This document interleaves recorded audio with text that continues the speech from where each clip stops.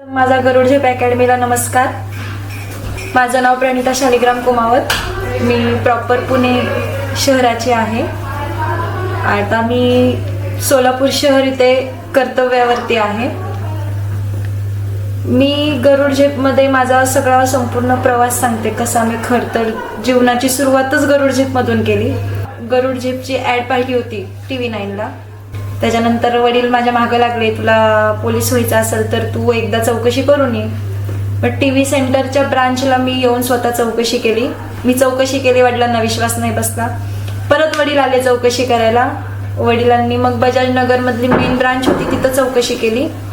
चौकशी केल्यानंतर माझं ॲडमिशन झालं. इथं ॲडमिशन झाल्याच्या 1 महिन्यानंतर मी इथं आले. आल्यानंतर मग हळूहळू ग्राउंड काय ते समजलं मला इथं आल्यावरती. मग ग्राउंडची प्रॅक्टिस करायला सुरुवात केली. कधी पाय दुखणं हे ते चालूच होतं. मग नंतर सोनोने सर, निलेश सरांचं मार्गदर्शन भेटायला सुरुवात झाली.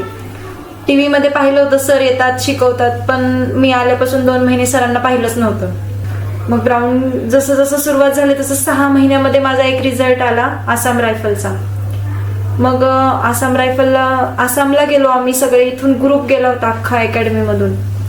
मग त्यावेळेला निलेश सरांनी आणि कुमार सरांनी आम्हाला खूप साथ दिली होती, कारण इथं आम्हाला तिकडं कसं जायचं मार्गदर्शन ह्यांनी केलं. मग तिथं गेल्यावरती आमचा रिझल्ट आला. 4 नोव्हेंबरची जॉईनिंग डेट होती. मला वडिलांनी पाठवलं नाही, लांब आहे म्हणून. मग तेव्हा परत नैराश्य आलं. परत सरांना भेटले. मग सरांनी परत मार्गदर्शन केलं व्यवस्थित. परत ग्राउंड वगैरे सगळं परत चालू केलं. त्याच्यानंतर SSC GDचा लगेच 6 महिन्यांनी रिझल्ट आला.